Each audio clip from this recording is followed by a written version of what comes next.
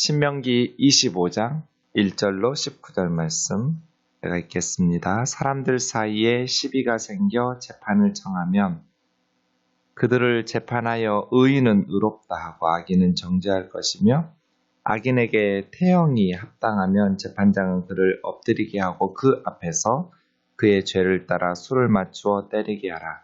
40까지는 때리려니와 그것을 넘기지는 못할지니 만일 그것을 넘겨 매를 지나치게 때리면 내가 내 형제를 경히 여기는 것이 될까 하노라. 곡식을 떠는 소에게 망을 씌우지 말지니라. 형제들이 함께 사는데 그중 하나가 죽고 아들이 없거든 그 죽은 자의 아내는 나아서 타인에게 시집가지 말 것이요 그 남편의 형제가 그에게로 들어가서 그를 맞이하여 아내로 삼아 그 남편의 형제된 의무를 그에게 행할 것이요 그 여인이 낳은 첫 아들이 그 죽은 형제의 이름을 잊게 하여 그 이름이 이스라엘 중에서 끊어지지 않게 할 것이니라.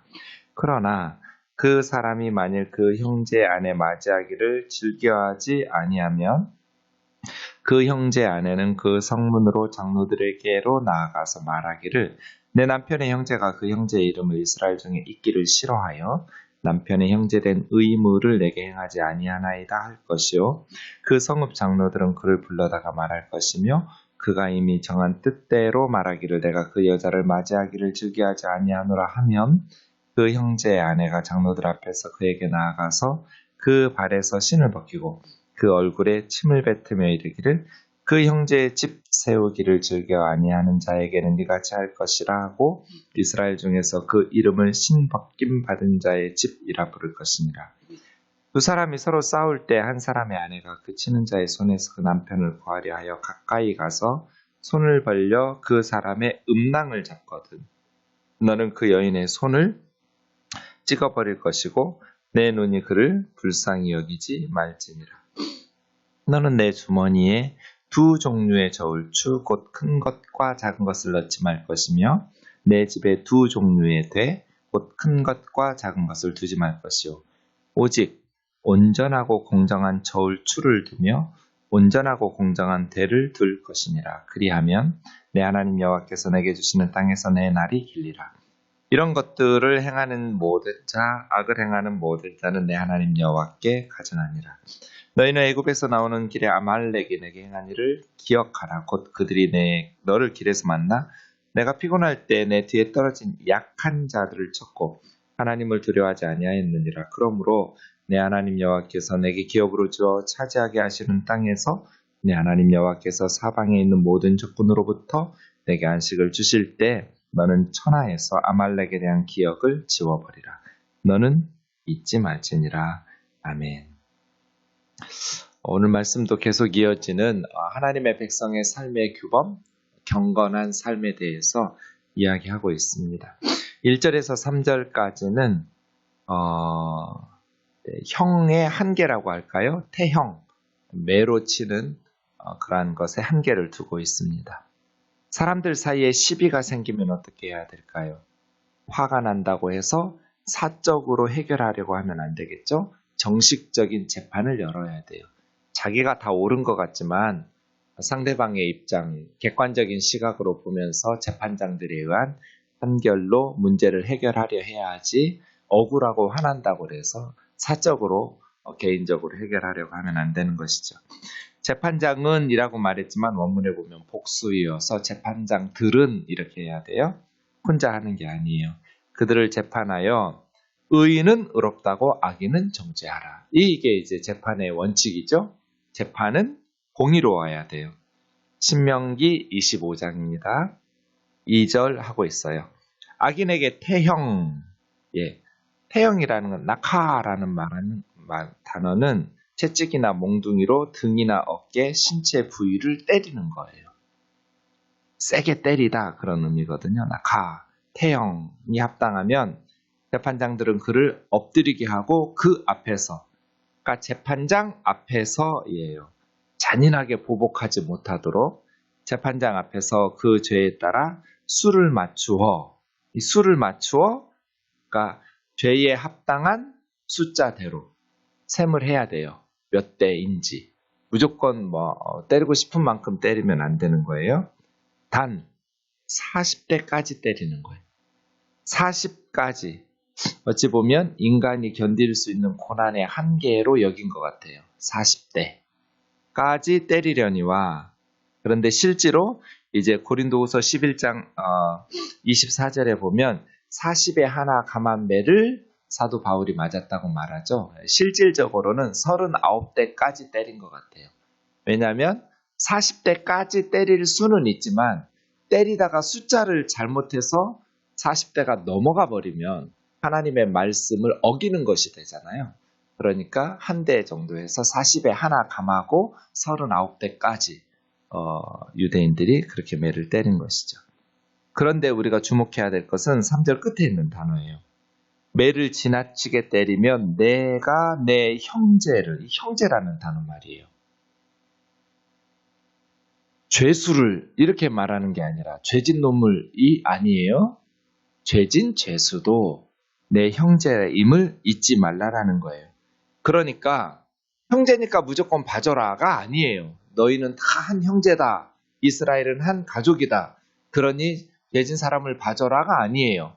정의가 무너지면, 공의가 무너지면 사회가 어떻게 유지되겠어요? 그러나 공의를 집행할 때도, 정의를 행할 때도 사랑을 포기하지 말라는 거예요. 내 형제라는 것을 잊지 말고 그 형제를 가볍게 여기지 마라. 이지요. 죄는 무조건 용서해라. 아니에요. 벌을 받게 해라. 그러나 죄인 짐승 취급하지 말고 형제 취급하라는 거예요. 이게 이제 하나님의 법의 정신이에요. 정의와 사랑, 공의와 사랑이 함께 가는 것이죠. 우리가 꼭 이런 죄의 문제뿐 아니라 우리의 삶에 정의가 없는 사랑을 뭐라고 그래요? 불륜이라고 그래요. 정의 없는 사랑은 불륜이에요. 사랑 없는 정의는 뭐라고 그래요? 그건 또 하나의 폭력이에요. 사랑이 없이 정의만 시행되면 그건 사랑이라는 이름으로, 정의라는 이름으로 또 한 사람들의 가슴에 상처와 아픔과 그러한 절망을 주는 또 하나의 폭력이에요. 사랑으로 정의를 행해야죠. 정의로 사랑을 행해야죠. 사랑은 뭐 뜨거운 감정이 아니에요. 선한 것을 기뻐하고 악한 것을 미워하는. 사랑하라고 그러면서 미워하라고 그래요. 그 사랑이에요. 선악에 대한 분별력이 없으면 그건 사랑이 아니에요. 정의를 집행해요. 죄에 대한 벌을 받게 해요. 그러나 내 형제를 경히 여기지 마라. 죄수라고 해서, 죄를 지었다고 해서 짐승 취급하지 말라는 거예요. 얼마나 아름다워요. 4절, 곡식 떠는 소에게 망을 씌우지 말지니라. 이거 이제 고린도전서 9장 9절이나 디모데전서 5장 18절에서 선교사들이, 사역자들이 재정적 후원을 받는 것이 마땅하다. 하지만 바울은 그런 권한조차도 누리지 않고 직접 텐트 메이커로서 곡식 떠는 소, 이거 이제 소가 이끄는 탈곡기 역할을 하는 거죠. 추수할 때. 그럴 때 충분한 음식으로 보상을 받도록 소가 힘들게 일하면서 곡식을 먹는 그 곡식도 아까워가지고 못 먹게 입에다가 망 씌우지 말라는 거예요. 짐승이지만. 예, 이것도 마찬가지죠. 짐승은 너희들이 사랑으로 돌봐야 된다. 이스라엘의 짐승들은 그게 아니에요. 부려 먹어라예요. 짐승 부려 먹어라. 그런데 보호하라는 거잖아요. 잔인하게 하지 말라는 거잖아요. 너희 집 일하고 있는 짐승을 그렇게 매정하게, 짐승도 이렇게 해야 된다면 고아나 과부와 객, 외국인 노동자들에게는, 사람에게는 어떻게 해야겠어요? 그렇죠? 이런 것들이 이제 문화로 정착돼야 돼요. 우리의 생각을 형성해서. 하나님이 다 만드셨다는 것을 기억한다면 우리가 동물들에게도 짐승들에게도 잔인하게 할 수 없겠죠. 그러하기 때문에 동물들에게 잔인하게 하고 짐승에게 잔인하게 하면 그것이 사람들에게, 특히 연약한 자들에게도 잔인하게 나오기가 쉽거든요. 그러니 일하는 소의 입에다가 망을 씌우지 마라. 이런 심성을 가진 사람들, 그것이 옳다라고 인정하는 사람들이라면 연약한 공동체의 사람들에게는 말할 것도 없이 친절하게 존중하면서 대하겠죠. 신명기 25장입니다. 5절에서 10절까지는 이제 계대개론이라고 해요. 대를 잇기 위한, 계대하기 위한 수혼이라고 하기도 하고요. 형사취수법 이렇게 말하기도 해요. 형이 죽었을 때 형수를 취하는, 형사했을 때 취수하는 그런 계대결혼의 법이에요. 당시에는 대를 잇지 못하는 것은 사회적으로 굉장히 큰 문제가 있고요. 네, 직접적으로 이렇게 사회적인 문제를 발생하기도 해요. 예를 들어서 형이 죽었어요. 그런데 아들을 낳지 못했어요. 뭐 딸이라도 있으면 괜찮아요. 아들 없이 딸만 있는 경우 그 딸들에게 아버지의 토지, 유산이 물려졌어요. 넘겨졌는데 단 그 딸은 다른 지파 남편과 결혼하면 안 돼요. 그러면 그 지파의 토지가 줄어들게 되잖아요. 같은 지파 내에서만 결혼해야 돼요. 그러면 딸들에게도 이제 모세시대의 그 수로보니게 여인 딸만 있는 거예요. 우리 아들이 없는데 우리 아버지 돌아가신 이 땅들을 어떻게 하냐? 딸들에게도 유산이 넘긴다. 단 너희는 너희 지파 안에 남편을 구해서 지파 내에서 결혼해라. 그럼 너희 지파의 땅이 줄어들지 않을 테니까. 뭐 이런 법이에요. 그런데 딸도 없어요. 그러면 형제들의 땅이 되겠죠. 죽은 형의 땅이. 그러면 동생들이 욕심 가질 수 있죠. 자기 땅이 넓어질 수 있잖아요. 형의 땅이 내 거 되니까. 예. 그렇게 하지 말고 그 형수와 결혼해서 죽은 형의 이름으로 첫째 아들을 대를 이어주라는 거예요. 그러면 계속해서 대가 이어져요. 지금으로서는 상상할 수 없는 그 당시에 굉장히 그만큼 가족의 중요성 이러한 것들을 강조하는 법이죠. 다른 남자에게 시집가지 말고 너희 남편을 죽었는데 대를 잇지 못했으면 동생들. 그래서 이제 야곱의 넷째 아들 유다가 아들이 셋이었어요. 엘오난 셀라라는. 근데 엘이 결혼을 했는데 아주 악하게 무슨 죄인지는 모르지만 하나님이 죽이셨으면 오죽 악하게 살았겠어요? 엘이 죽었어요. 하나님의 징계로. 그래서 둘째 아들인 셀라가 형수하고 결혼했어요. 그런데 이놈이 사회적으로 비난받기 싫으니까 욕심 많아서 형의 대를 이어주지 않고 형의 몫의 땅이나 유산까지 다 받으려고 형수를 모른 척했다. 이런 어떤 비난을 받기 싫으니까 결혼은 했어요. 그런데 형의 이름으로 대를 이어주지 않으라고 계속 성관계는 하면서 땅에 설정하는 거예요.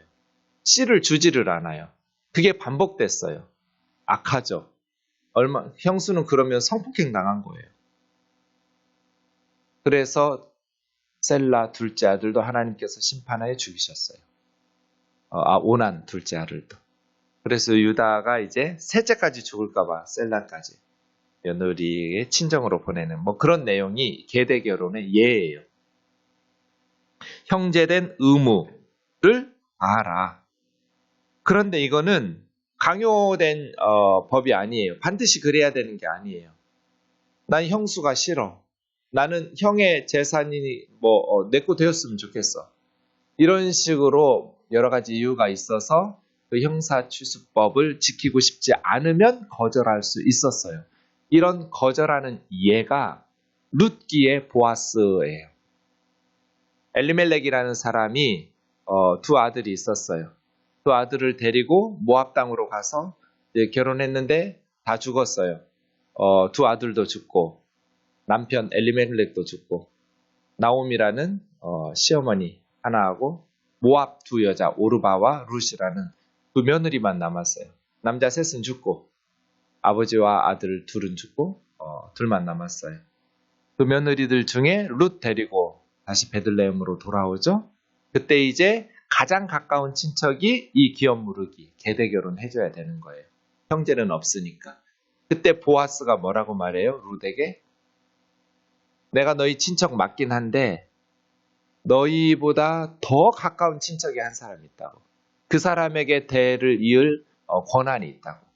그 사람이 안 하면 가장 가까운 친족의 의무를 다하지 않으면, 그럼 이제 대도 이어주고 땅도 이렇게 기업, 토지도 사줘야 돼요. 안 하면 내가 하겠다고. 근데 그 사람이 가장 가까운 친족이 내 재산에 손해가 있으니까 안 하겠다 해서 두 번째로 가까운 친척인 보아스가 룻과 결혼해서 계대 결혼을 하고 이어진 엘리멜렉에 이렇게 대를 이어주어서 그 후손으로 다윗이 나오는 그런 내용이 나오는데요. 이렇게 가능했어요. 나는 하지 않겠다. 단 장로들 앞에서 선언해야 돼요. 그리고 비난은 감수해야 돼요. 형제의 위기, 형제 가정에 불어닥친 그러한 어려움을 모른 척하는 아주 몰인정하고 욕심 많은 이기적인 돈의 욕심에 아주 형제에 대한 의무를 무시하는 이런 비난을 받아야 돼요. 그런 증거로 9절에 보면 신을 벗기고 얼굴에 침을 뱉는 거예요. 신을 벗긴다라는 것은 그만큼 상대에게 수치와 모욕을 주는 얼굴에 침을 뱉는 그런 모습으로서 신벗김 받은 자 하면 꼭 해야 되는 거 아니에요. 하기 싫으면 장로들 앞에 가서 신벗김 당하고 얼굴에 침 한번 맞으면 돼요. 난 싫다고.